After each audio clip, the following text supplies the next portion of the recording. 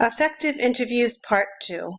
In Part 1 of Effective Interviews, we ended with having the right type of question. From the following two questions, which one is the best question to ask in an interview? Pause this video to discuss these questions.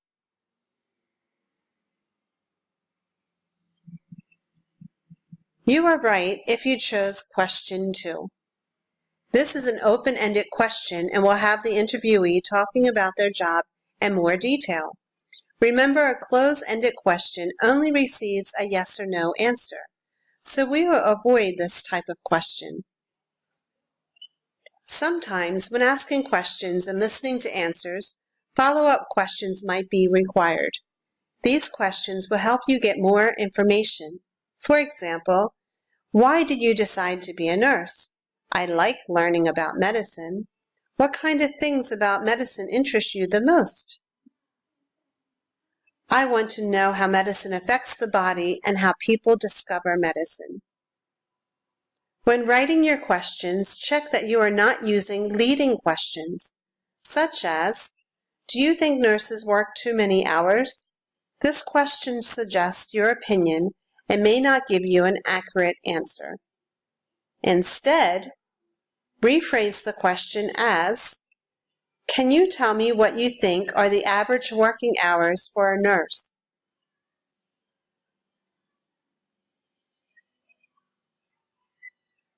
Pause this video to compare the two questions.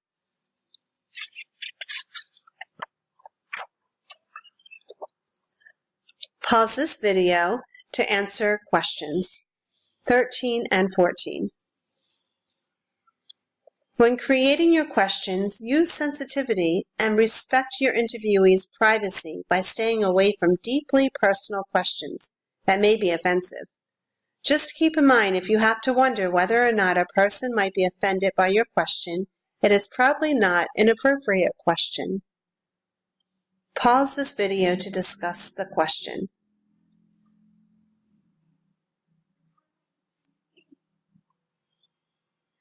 Lastly, when trying to create the right question, avoid asking two or more things at once. Incorrect. What do you like and dislike about your job? Correct. What are some of the things you like about your job? What are some of the things you dislike about your job? Pause this video to practice.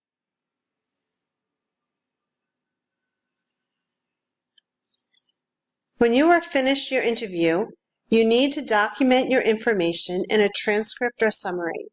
The interview transcript should include the following: the interview details, time, place, names, the complete list of questions and answers, with the questions in bold. Also include follow-up questions.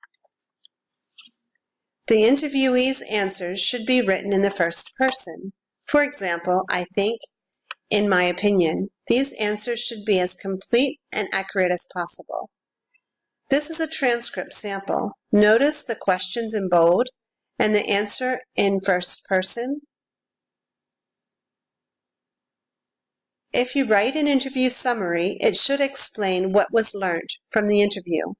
Answer the questions: what did I want to know? What did I find out?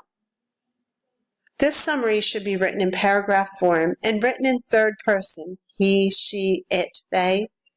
Keep in mind the summary is not written as a transcript, but it summarizes the interview with paragraphs. In conclusion, remember the 5 important steps in an interview. Make contact with the interviewee, define your goals or purpose, prepare your questions, the right types of questions, meet your interviewee at the arranged place and time, document your interview with a transcript or summary. Created using Powtoon.